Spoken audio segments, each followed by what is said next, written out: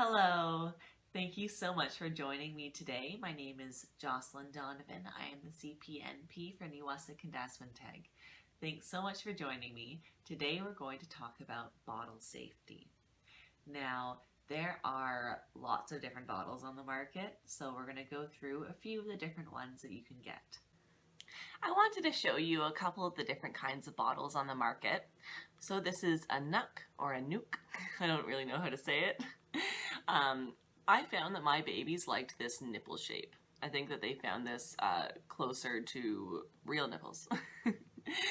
So when they were 10 to 12 months and I just got them on cow's milk, this is what they preferred.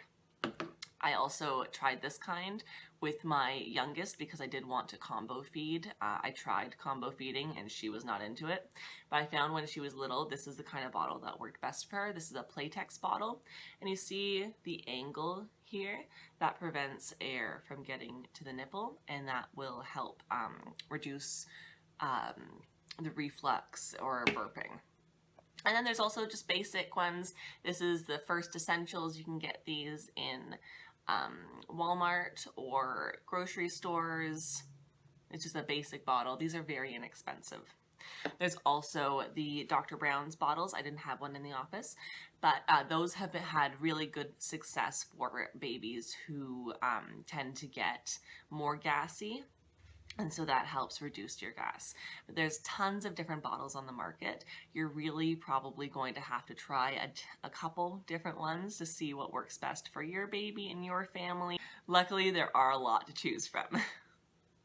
If you don't want to invest in, 5 different kinds of bottles, you can ask friends. I find that friends who have finished having their babies are very generous giving things away. And if you just want to borrow one of their bottles, they're very willing typically to let you do that just so you can try it out so you don't have to make this investment over and over into new bottles. You can get the plastic nipples in various sizes from small, medium, large. Typically, you start a newborn on small and then you would watch them to see if they are able to suck enough from the bottle. If it seems like they're struggling, then you can go up a size to medium. There are 3 kinds of formula that you can buy in stores. You can buy powdered formula, liquid formula, and concentrated liquid formula. And these are each prepared a different way. Now, many new parents like to start with liquid formula because there's no mixing, there's no worries that, you made it wrong or anything like that. You have the liquid formula already, you just pop it in their mouth and they're ready to go. There's also the concentrate formula. With the concentrate formula, you'll have to read the directions on the can or bottle, but typically you add 1 part formula, 1 part water. Then there's also the powdered formula. That is the most cost-effective formula on the market, and it's the most commonly used.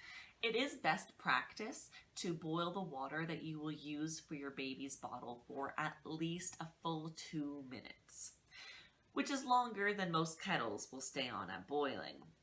So if you want to follow the rules precisely, the best thing you can do is get one of those old-fashioned kettles that doesn't shut off automatically and let it boil for 2 full minutes, or you can boil your water on the stove top as well.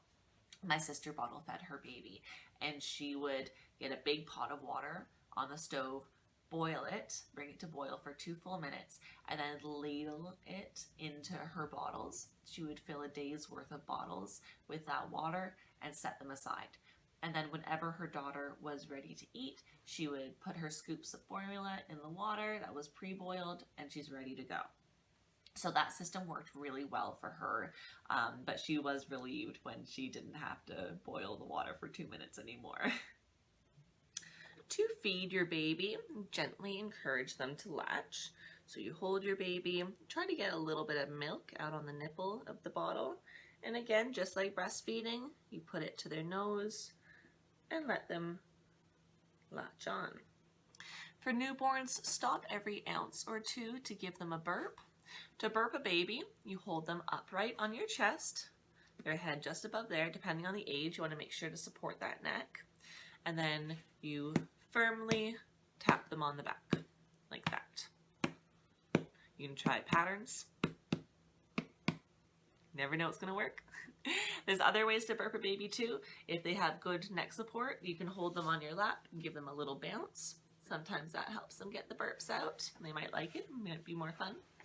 And you can also hold them with your hand on their jawbone, not on their throat, but on their jawbone.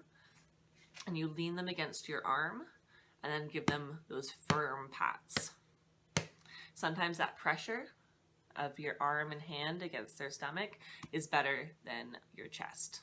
Bottles are considered safe for 1 hour after it touches the baby's mouth.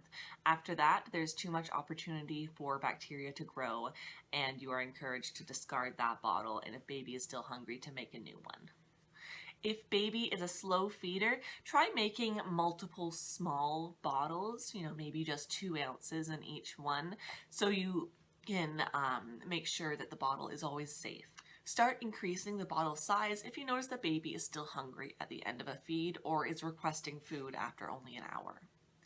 Typically, newborns drink about 2 to 4 ounces at a time, 6 to 8 times a day. By 4 months, that's more like 5 to 6 ounces every 5 to 6 times a day. By 1 year old, it is safe to switch your baby to cow's milk or goat's milk or any other alternative that you choose, but remember to talk to your doctor first. My doctor approved my oldest to switch to cow's milk when she was 10 months old because she was gaining weight really well and meeting all of her milestones, so they said that we could go ahead and switch to cow's milk. Ideally, you want 1-year-old baby to have about 30 ounces of milk a day, including milk in cereal or yogurt or any other source. Once baby is done feeding, it is important to try to rinse that bottle out right away to stop any bacteria from growing. That will give you some extra protection for your baby. To wash the bottle, use warm soapy water and a bottle brush, scrub the bottle and let it dry. You need to sanitize your bottles as well as washing them. To sanitize, you need to bring a pot of water to boil on the stovetop, and while it's boiling, add all of the pieces of your bottle disassembled to the boiling water and let them boil in there for 5 minutes.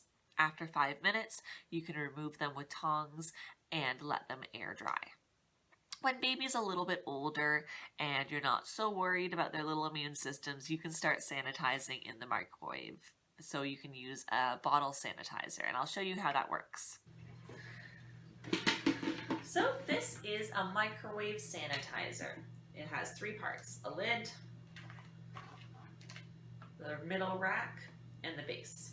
So the rack goes inside, and then you add 7 ounces of water. So you have lots of bottles at home for measuring. I'll just measure with this mason jar.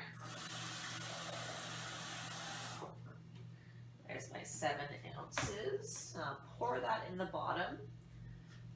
And then we'll just wash our mason jar. So I'll put that inside. You want it facing down so the steam comes up and cleans it. And then we put on our lid. Oops. You want it to be nice and firmly closed. And then open up your microwave and you put it inside for 2 minutes. So 2, there. And you're going to so what happens is the water on the bottom starts boiling and the steam comes up and cleans your bottle. So you can put your nipples in there, again, face up, so the steam will come up through the bottom. Any parts of your bottle or breast pump can go in one of these steamers.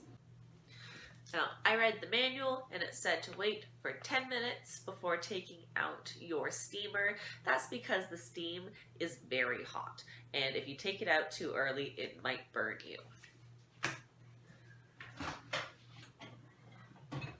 So here we go. Our mason jar is all nice and steamed, and it is safe to use. You can really sterilize anything you like in these, but they're most typically used for breast pumps and bottles. Bottles should be used within 24 hours of being sanitized. After that, they need to be sanitized again. If you notice any rips or tears in the nipples of your bottle, please switch them out immediately, as these can become a choking hazard for your baby. Thank you so much for joining us today. I hope you learned a bit more about bottle safety for your baby, and please, if you have any questions, don't hesitate to ask. Thanks again. Bye now.